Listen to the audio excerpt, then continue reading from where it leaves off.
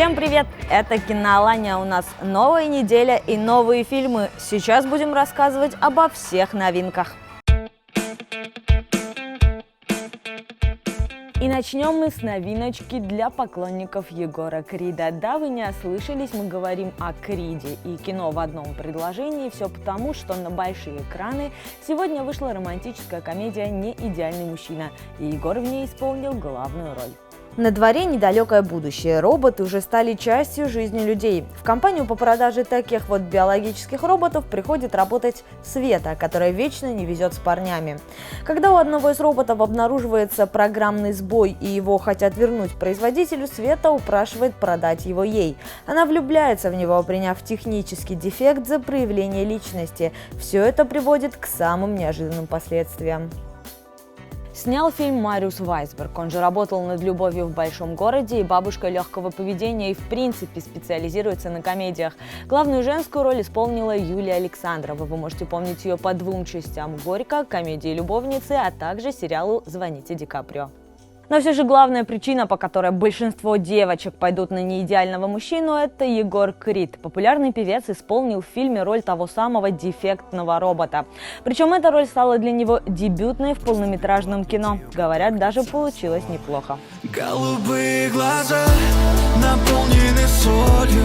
Знаю, когда-то тебя я не вспомню. Голубые глаза провожали закаты. Голубые глаза кричали, куда ты? На выходе «Не идеальный мужчина» может и не самое оригинальное кино, но все же вполне себе смотрибельное. Это современная остроумная комедия, в которой для привлечения внимания есть Егор Крид.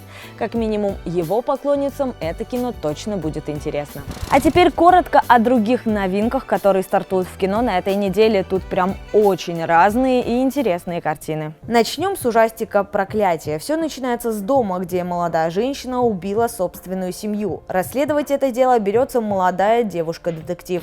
Вскоре выясняется, что дом проклят призраком, обрекающим всех входящих на смерть. А еще на больших экранах стартует драма «Особенные» с Венсаном Касселем в главной роли. Это реальная история о двух друзьях, которые создали организацию, помогающую людям с аутизмом. По сути, они вне закона, государство пытается им помешать, вот только кроме них особенным людям никто помогать и не собирается. Кино от создателей фильма «1+1». Еще одна новинка – комедия «Маленькая мисс Дулиттл». Главная героиня – рыжеволосая девочка Лилиан. Она не просто обожает животных, но и умеет понимать их язык и отвечать им. О ее невероятной способности знают только члены семьи, и они всячески оберегают тайну.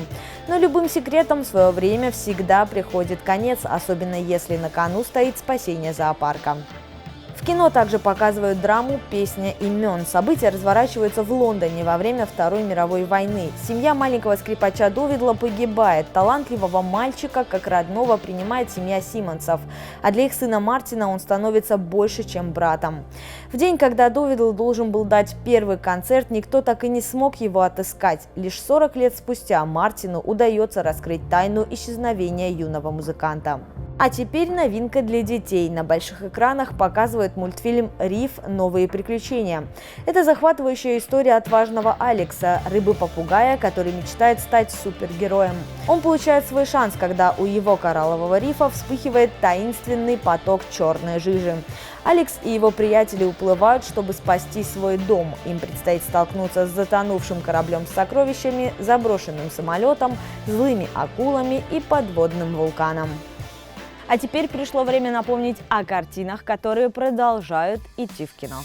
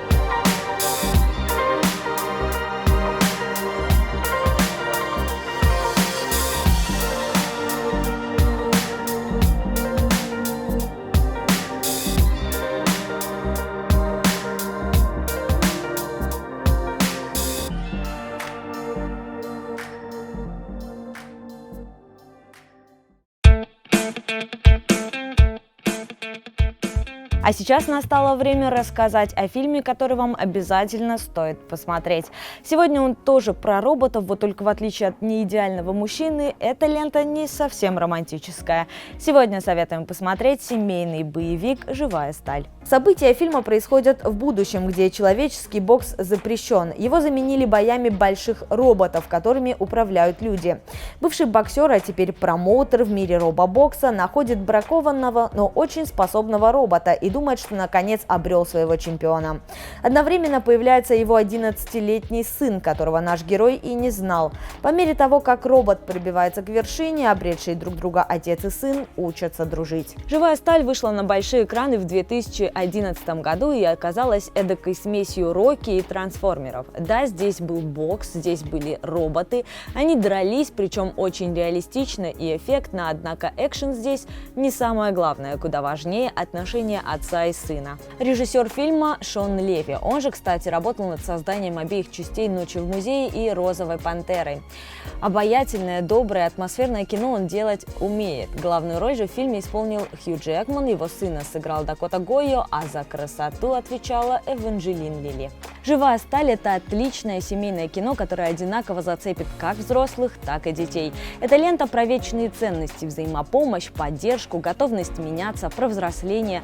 Это кино идеально подойдет для семейного вечера и оставит после себя лишь положительные эмоции. Ну а у нас на этом все. Смотрите хорошие фильмы и увидимся в кино.